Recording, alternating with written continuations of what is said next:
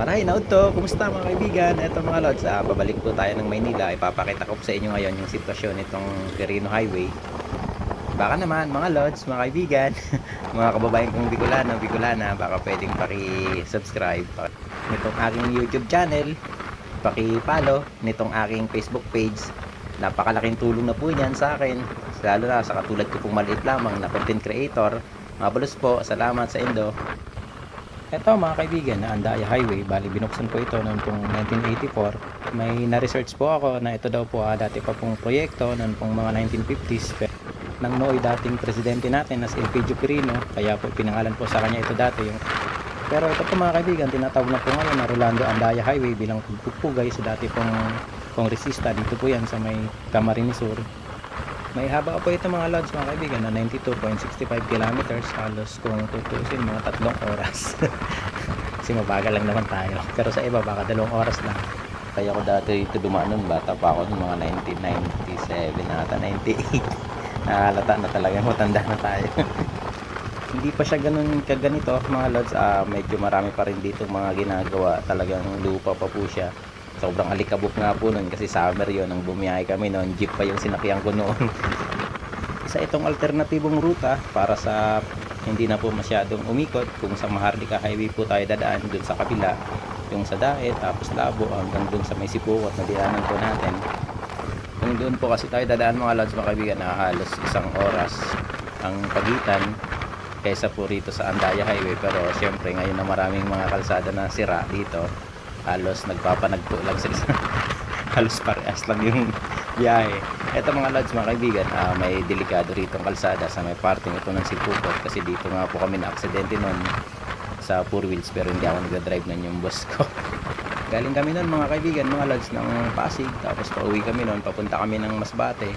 Tapos mga bandang alas 12 na ng gabi kami rito dumaan, di napansin ng bus ko na sobrang liko niyan. Dito mga lods nakatira yung tumulong sa amin. Diyan mga lods, sumadzad kami dyan sa bandang kaliwa.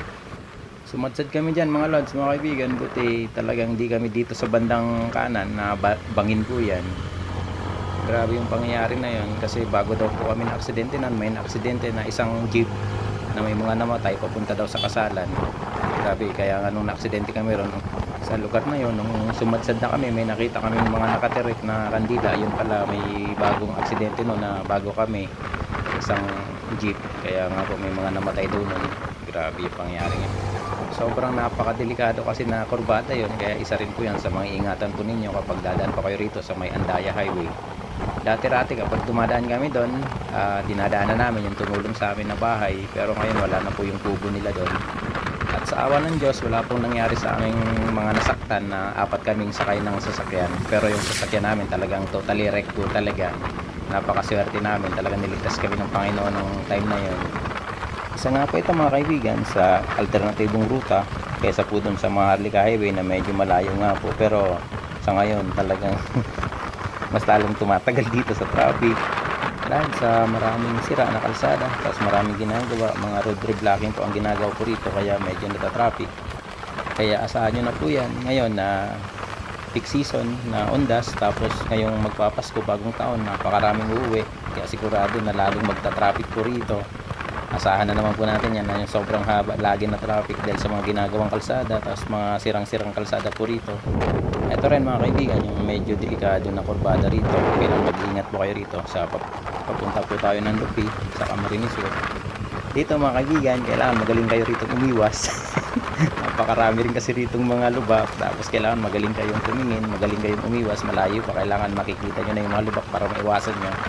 Tapos meron din po rito mga ginagawang kalsada. Ayan, baka ngayong undas, okay na yan, sigurado maganda na po rito dumaan. Yung parting 1990s hanggang 2000s, naging nakilala na po ito bilang Andaya Highway, bilang pagkilala kay Congressman Rolando Andaya. At ganap na po ito, naging alternatibong ruta ng Maharlika Highway. Kaya ngayon mga lods mga kaibigan, naging pangunahing daanan rin po ito ng mga bus, ng mga pribadong sasakyan galing Maynila, Paun, Bicol, Visayas, Mindanao, pati ng mga trucks. Kaya isa na rin to itong napakagandang daanan. Sana kung yung kalsada rito talagang napakaganda na, wala na po sanang gaanong mga lubak, at sana maging maayos na yung lahat ng kalsada po rito. Kaya siguradong mas mapapaganda yung biyahe po natin dito kung sakali man. Dito mga lods, papasok tayo ng Lupi sa Camarines Sur. Asahan nyo na yan. Ito talaga, grabe ang lubak po rito sa lugar na to. Simula pa noon hanggang ngayon, walang pagbabago. Napakatagal na, di pa rin po ginagawa. Talagang dito kayo turo taga-adol. Napakatindi ng lubak dito mga lods sa may parting Lupi sa Camarines Sur. Itong Andaya Highway mga kaibigan, may tinataya po itong haba o layo na 92.65 kilometers. Napakalayo ng mga lods mga kaibigan. Kaya kumbaga halos ang tinatakbo rito ng mga sasakyan halos 2-3 oras, pati ng motor ganun din kalayo kasi kaya ganun kahaba yung biyahe. Ito mga lods, umpisa na dito sa Lupi ng Turo Tagadol, tantarantan kayo rito. Grabe yun, talagang halos wala kayong maiwasan sa ganitong mga lubak. Dito mga lods, marami nagtitinda rito na mga mais, tapos may pili nuts. Kaya maraming mga kababayan po namin ang nagtitinda rito dahil nga po nag-slow down yung mga sasakyan dahil sa lubak. Kaya pinaka-advisable na bumiyahe po rito araw po talaga, kasi para makita at maiwasan po natin kung maiiwasan sa mga lubak dito. Ito yung pinakamatinding lugar talaga rito sa Camarines Sur sa Andaya Highway. Ito yung pinakamalubak sa Lupi. Grabe oh. Kawawa talaga yung mga shock natin dito, gulong, mga mags natin sa motor. Kailan kaya nila to ayusin? Sana naman kapag ginawa o inayos, maging mas matibay, lagyan ng maraming bakal para mas tumagal. Tapos maganda yung simento na gagamitin, puro puro ambulance, ingat. Ito mga lods mga kaibigan, papasok na po tayo ng Lupi, malapit na sa Lupi Bayan. Pero ito po yung sitwasyon talaga rito. Nako, ito ang isang sa iiwasan po ninyo sa lugar na to. Napaka grabing mga lubak po talaga rito sa Lupi sa Camarines Sur. Kapag dumadaan kayo rito mga lods, para kayong nasa buwan.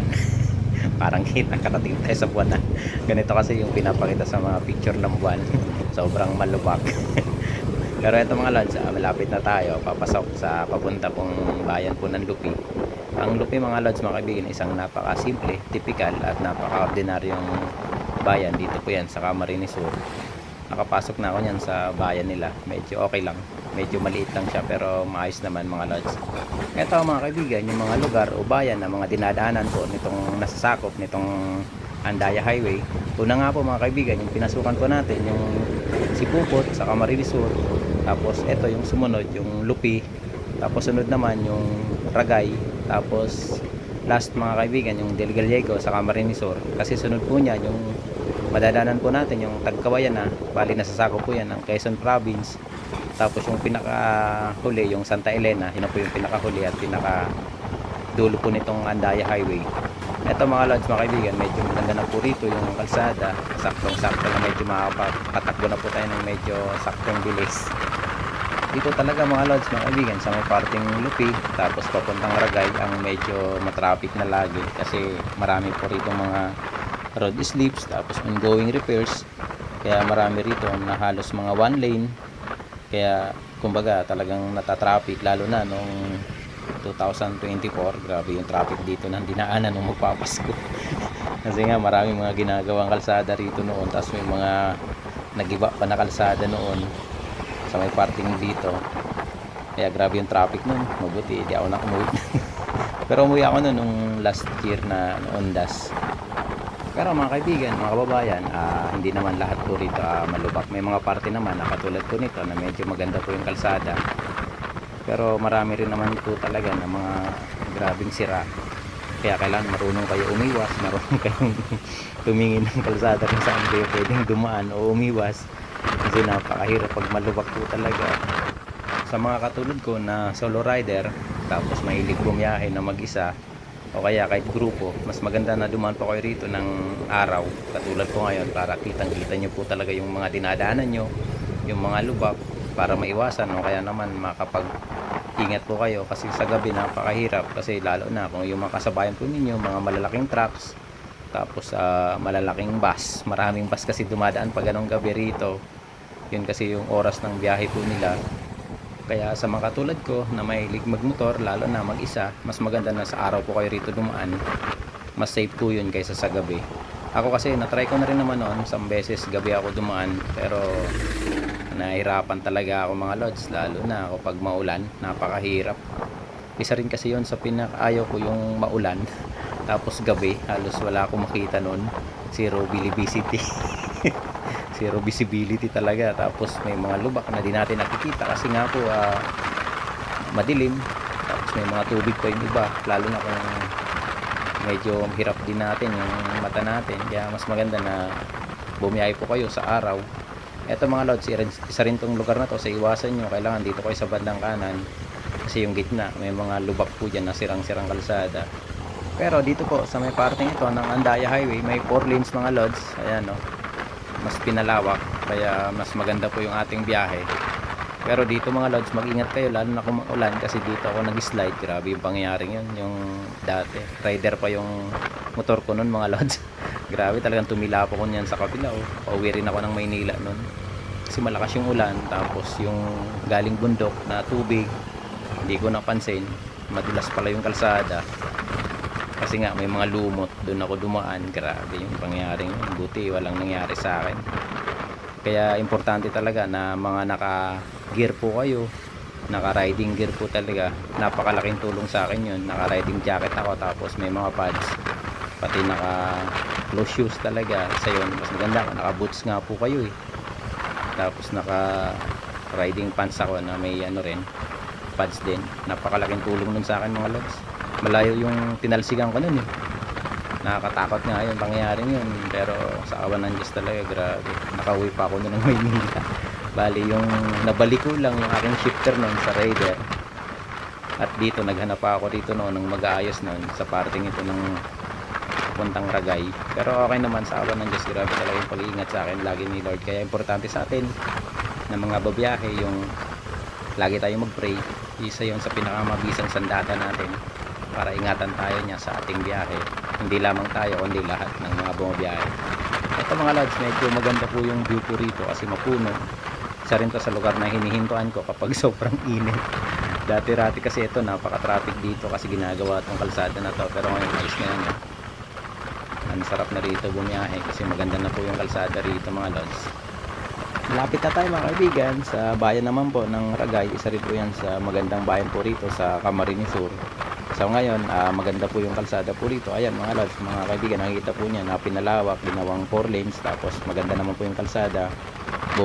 Bumawi po sila rito. Pero dito, wag po kayo dyan sa may bandang gitna. Kasi ayan, marami rin pong mga lubak-lubak. Kaya mas maganda na dito po kayo sa may bandang kanan. Sa simento po kayo para makaiwas po kayo dyan sa Turtagadol. Sa mga uwi, ngayong Undas, tapos ngayong Pasko, eto, magagamit na po ninyo yan. Kasi ngayon patapos na yan, pinapatigas na lang. Kaya sigurado sa Undas, tapos sa bagong taon o Pasko, maganda na po yung takbuhan po rito. Mahaba-haba rin itong mga lods na ginawa. Tapos medyo maganda pagkakagawa. Tapos 4 lanes. Ito mga lods na lugar na to, bali papasok na po tayo ng papuntang Ragay sa Camarines Sur. Isa rin po yan sa lugar na dinadaanan po nitong Andaya Highway o nasasakop nitong Andaya Highway. Napakasarap dito mga lods bumiyahe kasi masarap bumakba kasi maganda yung kalsada rito sa papasok ng Ragay. Pero wag dyan ulit sa bandang gitna kasi yung mga sira din dyan. Kaya dito lamang po kayo sa may bandang kanan sa simento. Maganda rin po ang view dito. Maganda rin kasi talaga yung mga view po rito sa may Andaya Highway, pero hindi katulad doon sa may Maharlika Highway, yung sa may Daet. Grabe, napakaganda talaga ng kalsada ron. Eto mga lods, asfalto yung kalsada rito. Ayan, medyo maganda. Kaya medyo nakakapatakbo po tayo ng ayos.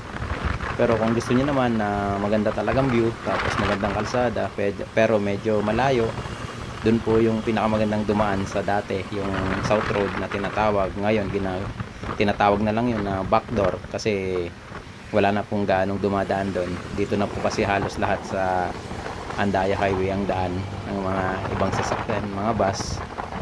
Katulad po natin dito.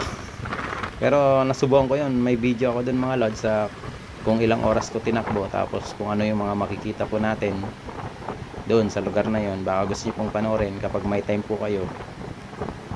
Sulit dumaan doon mga lods kasi hindi katulad rito na maraming ginagawang kalsada. Doon kasi maganda yung view, napakalamig ng lugar na yun, grabe. At doon din mga kaibigan mga lods yung tunay na bituang manok na tinatawag. Kaya napakasulit dumaan doon kahit na medyo malayo, halos ang pagitan nila 1 oras Kung dito mga 3 oras tinatakbo, doon mga 4 na oras. Pero marami rin na maganda talagang mga viewpoints na inyong makikita, at na malamig po talaga yung lugar na yun. Lalo't na't madadaanan po ninyo yung Bicol National Park, na isa sa pinakamagandang park po rito sa atin. Gubat yun mga lods. Dati nakakatakot dumaan doon.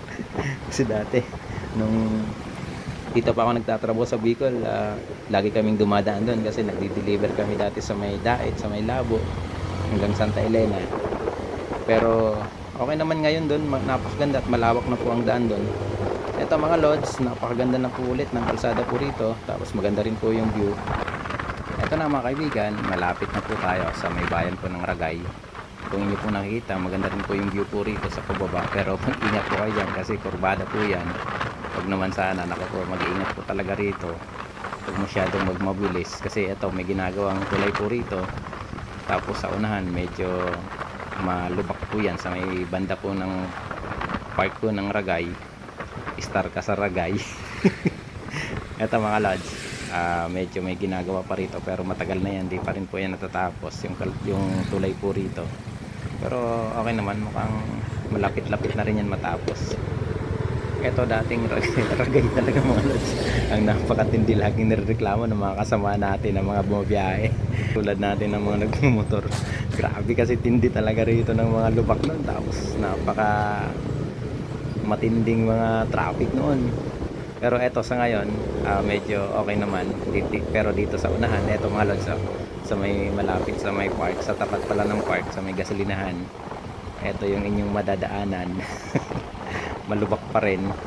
Ayan mga lods, pero sakto naman, sakto lang. Kailangan umiwas lang talaga kayo. Ayun oh, grabe oh, nandito yan sa may tapat ng park. Tapos dito mga lods, sa unahan may madadaanan po kayo na may ginagawa po rito na kalsada. Ito yun no, mga kaibigan, yung ginagawa na kalsada, ka-stop and go. Antayin po muna natin na matapos yung mga parating na yan bago po tayo maka-go.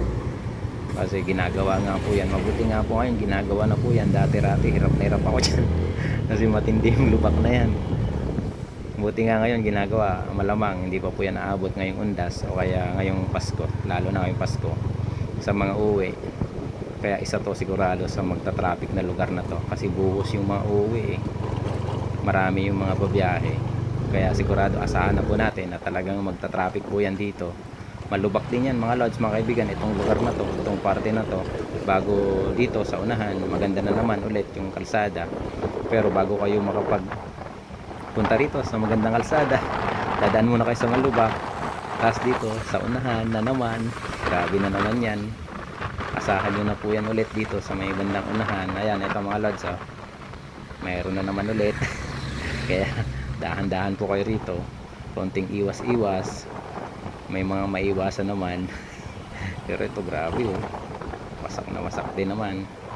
At dito pala mga lods, ng lugar na to, bali kapag may nakita kayo rito ng mga bata o kaya mga nanghihingi ng konting barya, asahan nyo na yan na may ano yan, na may lubak. Kasi dyan humihinto, dahan-dahan na yan no? Yung mga bata nanghihingi ng barya. Kasi dito sigurado yan malubak bago yan maging maganda yung kalsada ulit. Dito po mga kaibigan, pagkatapos natin doon sa malubak na parte ng Ragay, medyo maganda naman po ulit dito. Patitikimin naman po tayo ng medyo magandang kalsada. Eto, natapos na rin kasi to, kaya okay na rin. Maganda rin ang view dito ng Palayan. Isa rin sa hinihintuan kong viewpoints na maganda kasi napakalamig din ang hangin dito kapag yung galing sa Palayan. Tapos eto, maganda rin yung kalsada, kaya napakasulit na pong tumakbo po rito hanggang sa makarating po tayo sa barangay GRS ng nitong Ragay. Pero dito may mga parte po na medyo hindi maganda ulit yung kalsada, kaya dahan-dahan po tayo dito mga kaibigan sa parting to. Barangay Kulakling ata to. Kung di ako nagkakamali. Isa rin kasi sa dating napakatindi ng lubak. Pero ngayon ito, kung inyo po nakikita, maayos na naman. Hanggang dito sa may unahan, napakaganda, ayos na ayos dito tumakbo mga lods mga kaibigan. Konting ingat lang po tayo, lalo na kung sa maulan. Tapos hindi po natin kabisado, huwag po tayong masyadong magmabilis. Kahit na kabisado natin, mag-iingat pa rin po tayo. Sa katulad po natin na laging bumabiyahe, mas maganda na rin po talaga yung mag-ingat mag-enjoy lang tayo sa ating biyahe.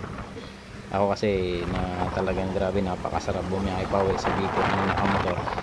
Kahit na medyo napaka-challenging talaga ng mga kalsada. Mula sa Quezon hanggang dito sa may Andaya Highway. Ito lang naman talaga mga lods, mga kaibigan, yung grabe yung napaka-challenging ng kalsada. Kasi sa dami ng lubak, tapos hindi sa kagandahan ng mga kalsada. Pero sa ibang parte, lalo na doon sa may mula sa may Sipukot hanggang doon na sa may Naga City, hanggang doon sa amin sa Albay, napakaganda na po ng mga kalsada. Pero grabe sa Quezon talaga. Kung inyong napanood yung aking biyahe pa uwi, kaya mga kaibigan, sa mga uwi galing Maynila, baka gusto nyo kong panoorin yung aking vlog, yung aking video na kung saan yung mga grabing mga lubak na dinaanan ko namin, kasi kasama ko yung kaibigan ko noon eh. Pero ngayon napabalik na ako ng Maynila, mag-isa na lang ako kasi nauna na siya. Medyo tumagal pa kasi ako sa amin, kaya ako yung nahuli. Dito mga lods, mga kaibigan, papuntang Barangay GRS, maganda po yung kalsada. Yan, maluwag. At saka isa pa nga po pala rito, di po kayo mangangamba na magutom kasi marami pong mga kainan po rito sa parting ito ng Andaya Highway. Eto mga lods, medyo umuulan na. Delikado yung aking camera. Action cam. Action cellphone lang kasi yung aking ginagamit, kaya eto, iniingat-ingatan ko. Wala pa tayong pumbiling action cam. Ako, mukhang di natin natatapos yung ating biyahe na hanggang sa may Santa Elena. Eto mga lods, yung Barangay GRS, dito po yan sa may Ragay. Grabe, medyo lumalakas yung ulan. Delikado yung ating cellphone. Mabuti mga kaibigan, di ganun kalakas yung ulan, kaya kayang-kaya pa na i-absorb ng ating cellphone. Tsaka medyo pahinto-hinto naman parte rito yung ulan, kaya makapag-video pa tayo ng hanggang kung saan na walang ulan. Eto na mga kaibigan, papasok na po tayo ng Del Gallego sa Camarines Sur. Eto naman po mga kaibigan, yung inyo pong mararanasan na kalsada. Marami na rin pong mga tapos na kalsada, kaya eto, medyo okay po yung magiging takbuhan po ninyo rito. Sa papasok po yan ng Del Gallego, galing po sa Sipukot. At kung manggagaling naman po kayo sa Maynila, sa Santa Elena, ito rin naman maganda-ganda na rin naman po, kahit na may mga ginagawa po rito mga ibang kalsada na hindi po natatapos. Mamaya mga kaibigan, dadaanan po natin yung tulay na isa sa pinakamagandang tulay na at pinakamagandang viewpoints dito sa Andaya Highway. Sa tingin ko ito yung talagang pinakamagandang view. Ito mga lods, yung Kilbay Bridge. Kilbay. Napakaganda dito ng ilog na yan mga lods, malaking ilog yan, tapos maganda yung tulay, napakaganda dito huminto. Pero dito mga lods, mga kaibigan, kung inyong naalala yung natanggal yung lalaglag yung top box ng kaibigan ko, dahil sa tingnan nyo naman mga lubak dito, grabe oh. Papasok na ito mga kaibigan, mga lods, ng Del Gallego sa Camarines Sur. Grabe. Kung inyong napanood, nalaglag po talaga yung top box ng aking kaibigan, ng aking kumpare. Welcome mga kaibigan sa bayan po ng Del Gallego sa Camarines Sur. May masarap na kainan dito mga kaibigan, na kalimutan ko yung pangalan. Pero dito medyo maayos at maganda naman po yung kalsada.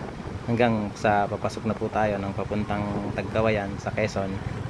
Maganda rin mga kaibigan mag-stop over sa may parting Tagkawayan, kasi meron pong mga fast food po ron. May Jollibee, tapos may bagong Jollibee doon, tapos may McDo, yun ang naunang fast food doon na nagtayo.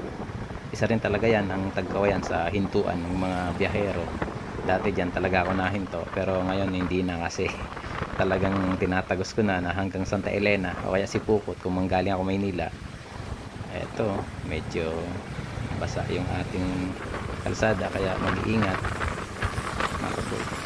Hindi naman sana umulan kasi delikado talaga yung aking action cellphone. Eto mga kaibigan, papasok na po tayo ng bayan po ng Tagkawayan ng Quezon Province. Eto rin mga kaibigan, yung isa sa pinakagusto kong lugar. Ayan o, maganda po rito talaga, lalo na kung summer, kasi maganda yung mga halaman na yan sa bundok na yan, sa dalawang bundok na yan. Mga kaibigan, mga kababayan ko, pasensya na kung di po natin matatagos itong video na hanggang Santa Elena kasi umaambon, umuulan, delikado yung ating action cellphone na ginagamit. Mababasa, wala natin gagamitin sa mga susunod na ating mga biyahe. Ito lang kasi yung aking ginagamit, wala pa tayong pambiling Insta360. Eto mga lods, mga kaibigan, kapag nandito na po kayo sa may bandang Tagkawayan, marami po kayo rito pwedeng pagpilian na makainan. May mga fast food po rito. Ayan, may bagong tayo rito na Jollibee. Tapos kasama niya, syempre, di mawawala yung kanyang kaibigan na McDonald's. Maraming salamat sa panonood. Pasensya na, hindi po natin natagos ng hanggang sa may Santa Elena etong kwento po natin na video tungkol dito sa Andaya Highway. Maraming salamat sa panonood. Mag-ingat po kayo palagi. God bless po. Mabalos sa inyo, boss, mga kababayan kong Bicolano. Salamat.